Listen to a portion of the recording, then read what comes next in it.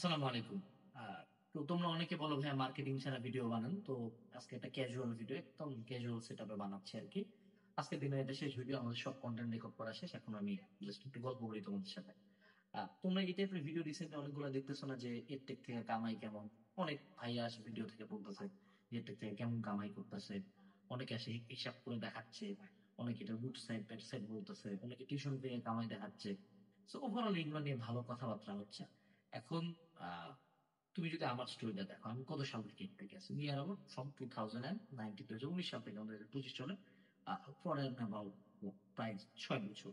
এবং যদি তুমি বাকি প্ল্যাটফর্ম গুলোর দিকে তাকাও, মানুষ যে প্ল্যাটফর্ম গুলো আছে একদম, মানে যেগুলোতে মোটামুটি মানুষজন থাউজেন্ডস আপ এনরোলমেন্ট করে, যাদের অ্যাকচুয়ালি প্রপার বিভিন্ন রকম উইংস আছে, কোন একটা সেগমেন্ট নিয়ে কাজ করা, এটা একটা প্ল্যাটফর্ম। আর একটা হলো যারা অনেকগুলো সেগমেন্ট নিয়ে কাজ করে। তো ওই দিক থেকে মোটামুটি আমি 19 সাল থেকে ইন দ্য কনভারসেশন, আমি না, আমাদের প্রতিষ্ঠান যেটা, এবং আমি কেন, যে সকল প্ল্যাটফর্মের লিডাররা যারা আছে তাদের মধ্যে আমি সবচেয়ে ছোট, সবচেয়ে জুনিয়র ব্যাচ।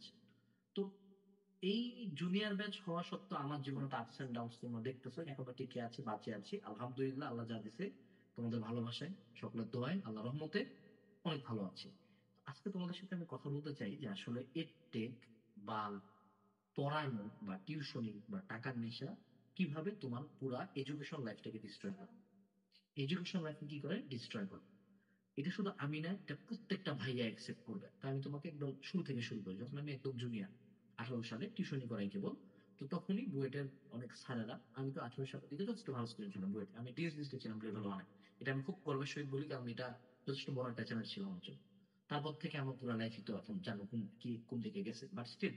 তো তখন যখন শুরু করছিলাম, অনেক স্যার আমাকে ডাকে, জানাস তুমি যদি অ্যাকচুয়ালি ভালো স্টুডেন্ট হতে চাও, তুমি যদি একাডেমিয়া যেটাকে বলা হয়, সেটা হলো যে রিসার্চ পড়ান, বা তারপর হলো ইউনিভার্সিটি, একাডেমিক্স, এগুলোতে ভালো করতে চাও, একাডেমিয়াতে ভালো করতে চাও, রিসার্চ লাইনে আসতে চাও, বা স্কলারশিপ নিয়ে বাইরে যেতে চাও, তোমাকে এই যে টিউশনি বা আদার সাইড, এগুলোতে কম ফোকাস দিতে হবে।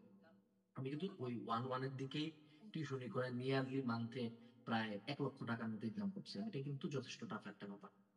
18 সালের দিকে যথেষ্ট টাফ। ঢাকার দিকে আমি প্রায় 8-9টা টিউশনি করাইতাম, ঠিক আছে।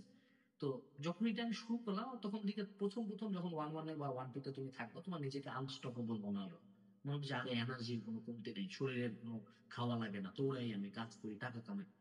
প্রথম যখন কাঁচা টাকা মানে ক্যাশ টাকা 1 লাখ মাস শেষে তোমার হাতে আসছে, তোমার ইচ মতো আর্নি, 19, 20, 18, ওই সময় 1 লক্ষ টাকা দেখা। এবং আমরা কিন্তু মেজরিটি মফস্বল থেকে ঢাকায় আসছি, মেজরিটি হলো মধ্যবিত্ত বা নিম্ন মধ্যবিত্ত ফ্যামিলি সন্তান। So আমরা কিন্তু এত বড় ক্যাশ অ্যামাউন্ট দেখি না, এই টাকা দিয়ে আমাদের পুরো পরিবার চলে, সে টাকা এখন ক্যাশ তোমার হাতে। তো তখন আসলে ব্রেন কাজ করে। তো স্যারেরা যা বলছে কিছু শুনি নাই, সোললি জাস্ট টাকা কামানোর দিকে ফোকাস করছে। প্রথম দিকে পড়াশোনা ঠিক থাকছে, কারণ প্রথম দিকে অনেক এনার্জি ছিল, ব্রেন অনেক ফ্রেশ ছিল, অ্যাক্টিভ ছিল, পারছে। যত টাইম গেছে তত আমাকে বিভিন্ন মানুষজন বলছে যে তুমি যদি এই লাইনে যাও, তোমার পড়াশোনা ঠিক থাকবে না। শুনি নাই, যা হবে, টাকা আছে, টাকা আছে। এট সাম পয়েন্ট আসলে তাই হয়েছে, যে আমি ভাবতাম যে আমার এত ব্রেন, একদিন পড়লে হইতো, একদিন পরে পাস ছিল না। প্রথম প্রথম হয়, পরে পাস ছিল না। বাস্তবতা যেটা দেখা গেছে, শুধু আমি না, একাডেমিয়া লাইন থেকে যারা বিচ্যুত নেই, যারা বিজনেস লাইনে আসছে, স্টুডেন্ট লাইফে, তুমি বাংলাদেশে এডুকেশন নিয়ে ব্যবসা করে একটা ভালো স্টুডেন্ট পাবো না। হ্যাঁ, মাহমুদুল হাসান সোহাগ ভাই সিজিপিএ সবাই বলবো, বাট উনি গ্রাজুয়েশনের পরে এটা শুরু করছেন। উনি কিন্তু ভার্সিটি লাইফে ডেডিকেটেডলি হার্ট অ্যান্ড সোল এটা নিয়ে পাগল ছিল না, উনি গ্রাজুয়েশনের পরে এটা শুরু করছে। তো যারা গ্রাজুয়েশনের পরে শুরু করছে, তারা মোটামুটি একটা স্টেবল রেজাল্ট নিয়ে বের হয়েছে। কিন্তু গ্রাজুয়েশনের পরেও শুরু করার পরেও যারা একবার শিক্ষা ব্যবসায় ঢুকছে, তারা কেউ কি একাডেমিয়া লাইনে যেতে পারছে? একজন না, একজনও যেতে পারে নাই।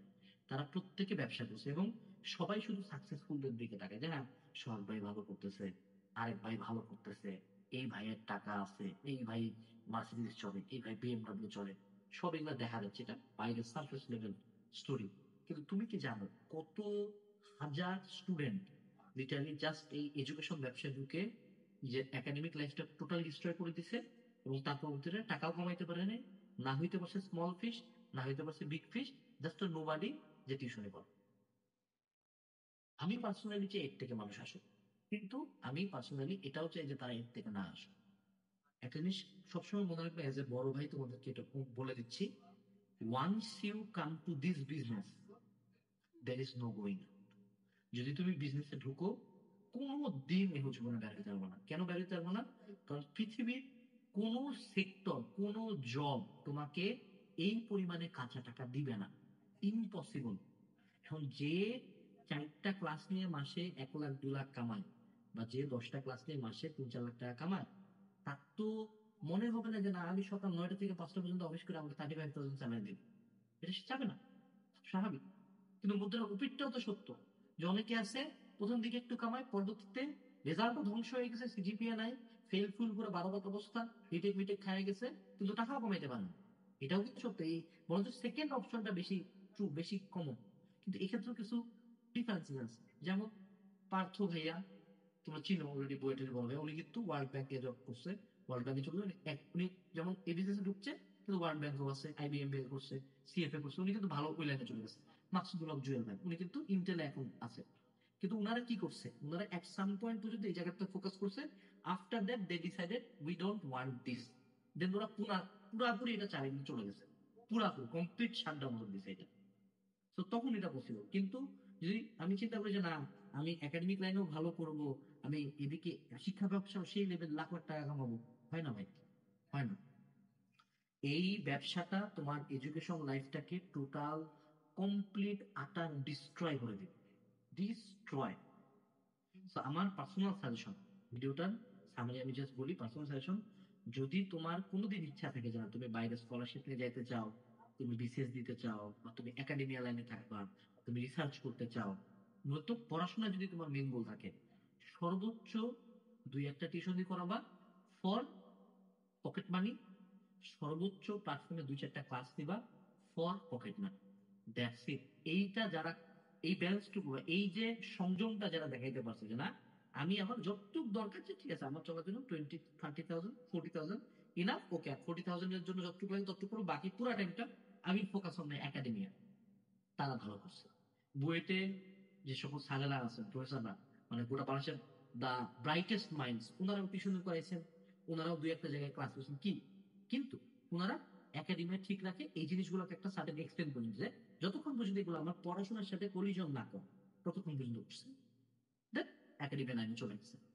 তো আর যদি তোমার টার্গেট থাকে যে না ঠিক আছে আমি একাডেমিয়া লাইনে যেতে চাই না, আমি শিক্ষা ব্যবসায়ী হইতে চাই, then go on out, go all out. যে কোনো একটা প্ল্যাটফর্মে ঢুকে, বড় প্ল্যাটফর্মে ঢুকে গো অল আউট, ওখানকার একদম টপ টপ চেন অফ কমান্ডে ঢোকার চেষ্টা করো, টপ বড় একটা টিচার হও। যদি অনলাইনে পড়াতে চাও, বিকাম আ বিগ ফিশ, ছোট পুঁটি মাছের মতো একটা বোর্ড নিয়ে দাঁড়ায় গেলাম, এডুকেশনও ধ্বংস করে দিলাম, টাকাও কমাইতে পারলাম, তাই হবে না। যদি তুমি এখানে ঢুকতে চাও, ঠিক বিগ, স্টুডেন্টদের হেল্প করবো, হেল্প করা বিনিময়ে টাকা নেই। আর যদি চিন্তা করো যে না কোনো মতন চলে, তো কোনো মতন মনে করো নোবাডি হয়ে যাবো, নোবাডি অনেক আছে এই সেক্টরে, লিটারালি নোবাডি অনেক আছে। সো সামারি এক, এই সেক্টরটা যেমন ভালো তেমন খারাপ। এই সেক্টরে ক্যাশ আছে, দ্যার ইজ নো ডাউট, টাকা আছে। এই সেক্টরের ঝামেলাও আছে, সেটা হলো এই সেক্টরে রেসপেক্ট নাই। যে কেউ যে কাউকে যে কোনো সময় যে কোনো দিন তোমার চেয়ে 10-12 বছরের জুনিয়র মানুষ তোমার গালি দেবে। তুমি যদি একসেপ্ট করে হার্ট অ্যান্ড সোল পরিশ্রম করতে পারো, স্টুডেন্টদেরকে গুড কিছু প্রোভাইড করতে পারো, you will get money. But চিন্তা করতে হবে যে আলটিমেট ফিউচারে এটা তুমি ক্যারিয়ার হিসেবে চাও কিনা।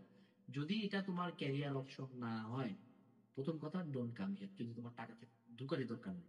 আর যদি ঢুকতেও চাও, যদি একাডেমিয়া টার্গেট থাকে, দেন একটা সার্টেন এক্সটেন্ট পর্যন্ত ঢুকবা, তারপরে ওইটা কখনো ক্রস করবা না। ঠিক আছে? এই হলো আমার তোমাদের প্রতি অ্যাজ এ বড় ভাই সাজেশন। সবাই টাকার হিসাব দেখাচ্ছে, টাকার হিসাব তুমি নিজেই গুণ করে যদি বেসিক গুণ করতে পারো, যে কারো টাকার হিসাব তুমি বের করে ফেলতে পারো। তোমার টাকার হিসাব নিয়ে কোনো চিন্তা করার দরকার নেই, তুমি চিন্তা করবা তোমার ক্যারিয়ার নিয়ে। কারণ ভার্সিটির 4 বছর কিছু টাকা কামাইলে, এরকম অনেক মানুষকে আমি চিনি, 4 বছর এলা কষ্ট করে দৌড়াদৌড়ি করে টাকা কামাইছে, কিছু একটা আইফোন কিনছে, একটা বাইক কিনছে, কোনো মতন টাইনে টুনে একটা গাড়ি হয়েছে মনে হয়, শেষ, ওই শেষ, ওই দিয়ে জীবন শেষ, ওই দিয়ে ক্যারিয়ার শেষ। ঠিক আছে?